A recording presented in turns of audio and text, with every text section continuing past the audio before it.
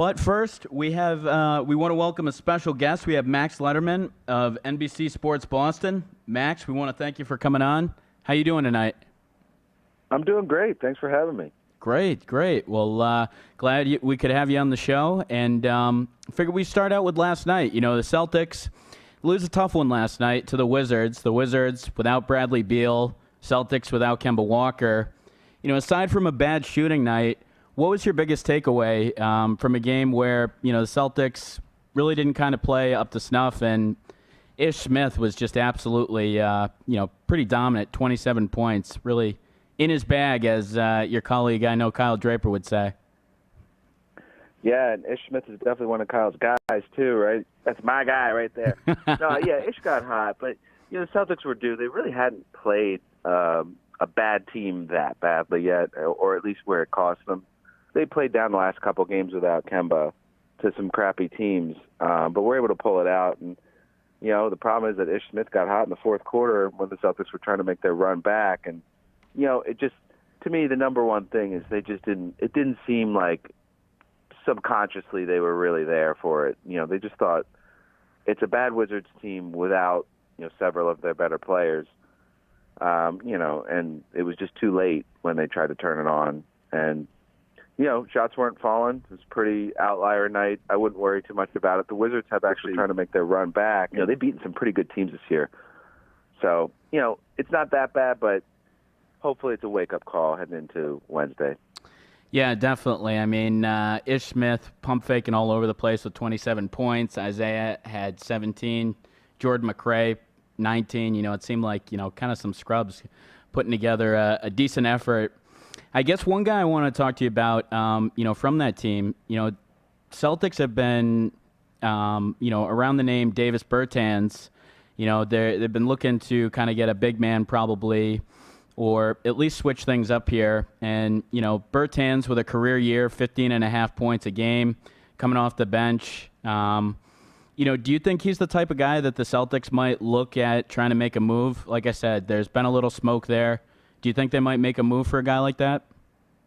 No, I really don't. I could see them making a move, but he doesn't really seem to fit what they need. He's a wing, shooter, wing scorer. They have plenty of that. That hasn't been an issue. Yeah. I would say, just more big man depth. But, it was interesting to hear the Celtics linked to Bertans. But it's not that it's not something that they would think about doing. It's just that I think he's going to be a really hot commodity. I think he's going to demand potentially a first-round pick. Yeah, definitely. He's a pending free agent. So I just can't imagine that Danny would spend what it's going to cost to get him for half a year. Mm-hmm. Yeah, and I was kind of thinking the same thing when I saw Bertans, his name mentioned. Andre Drummond's been another name that's been mentioned.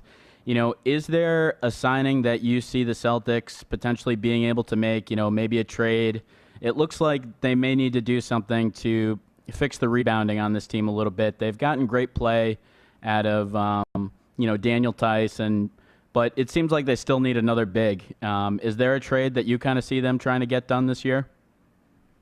It's just hard to see one that, I'm sure they would like to, but when you look at what's available out there, one, they don't really have, salaries that they can afford to get rid of that would match some of the guys that are out there, like the Drummonds or the Steven Adams, if he becomes available, because those guys are making a lot of money, and that would cost, either, 4 or 5 of your, rotation players to match the salary, or, Gordon Hayward, which I just can't see them, trading Gordon right for, Andre Drummond. And it just doesn't seem to make a ton of sense. I know that there's always been some sort of, I don't know if it was reporting or just kind of like talk here and there that Danny did like Drummond. He's always had it feels like he's always had, an affection for bigs like, him and Dwight Howard. I know he obviously, the Celtics were reportedly linked to DeMarcus Cousins, many years back. And, so it does seem like he's interested in, really talented bigs, but I'm personally not a big Drummond guy. I think he's a fine player, but he doesn't move the needle for me. I don't think he moves the needle for the Celtics. I don't think he makes them. For sure, he doesn't help them against Embiid, which is why you'd be wanting to get a big, because he just gets absolutely owned by Embiid every time they play. So that doesn't solve that problem. So I don't really see the point. And again, what's it going to cost? He's a pending free agent. If you're trying to offload salary, maybe, but I don't think they're trying to do that. At least not with Hayward, because I just think he's too good. He's just shown too much flashes of Utah Gordon Hayward that I wouldn't be selling now unless they're worried about some health issues. Yeah. And I don't think I'd be mixing him in for a trade for Drummond. Let me ask you this. I mean, this summer you had wrote an article about Robert Williams, about how he should continue to progress.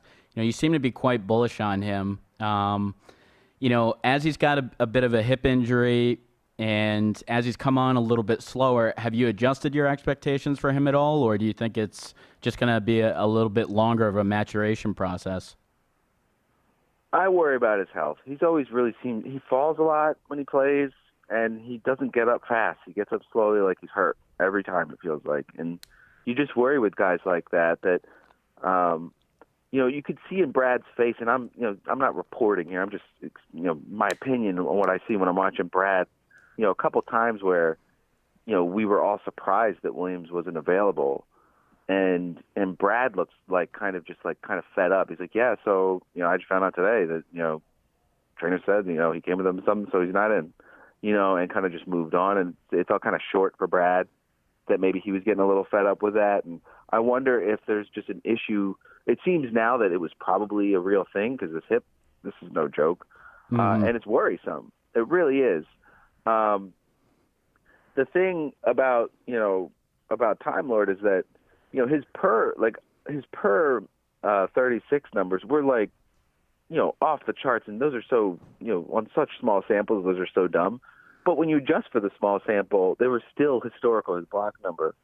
And he's a special athlete, and he seemed to be really getting it. The problem is that he's just not on the floor, and that really does give me pause about expectations for him, because he did.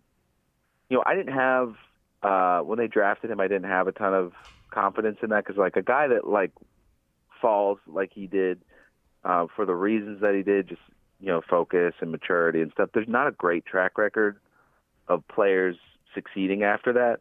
But I think being with Al last year really helped him, and he seemed to really, just straighten out and was really, coming together. So I was bullish on him in the offseason.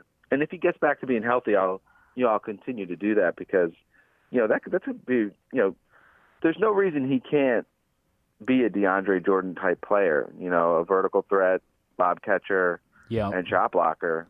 But he's got to play, because he's what he needs is, a higher basketball IQ, which is what you get from playing. You have to play. You can't not play. What he needs comes from playing. So until he gets on the court, we'll have to put that on pause. Well, hey, I think I'll let you out on this here. So Jaylen Brown has clearly benefited the most from Kyrie Irving leaving Boston. The Celtics look ahead to a matchup with the Pelicans, who boast Brandon Ingram, the number 2 pick in that 2016 draft. He's averaging 25 and 7. If you had to choose right now, would you take Brandon Ingram at this point in his career, or would you take Jaylen Brown? It would be too homer of me to say Jaylen, because Ingram's just putting up great numbers, and he's shooting well, and he's making better decisions.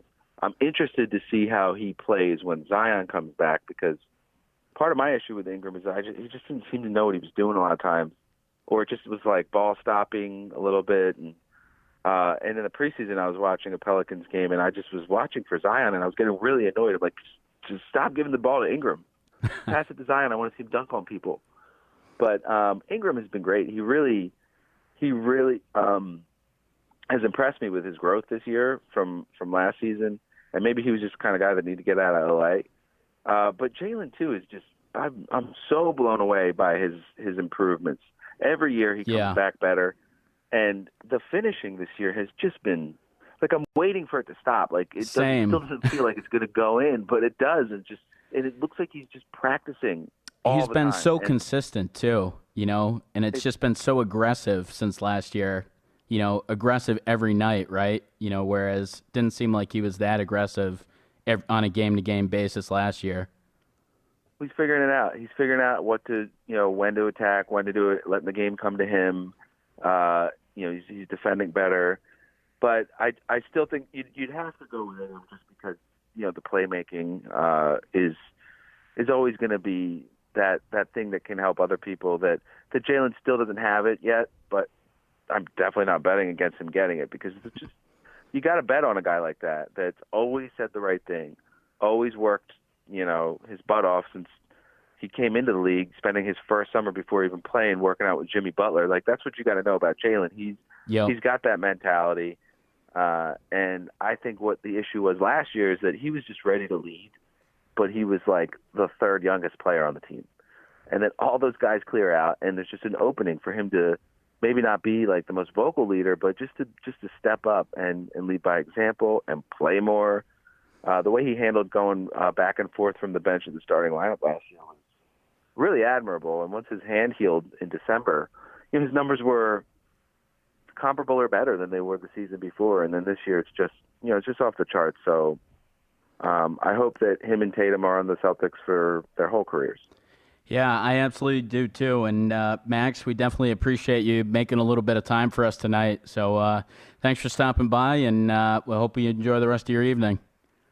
Thanks, man. You too. I really appreciate it. All right. Take care, Max.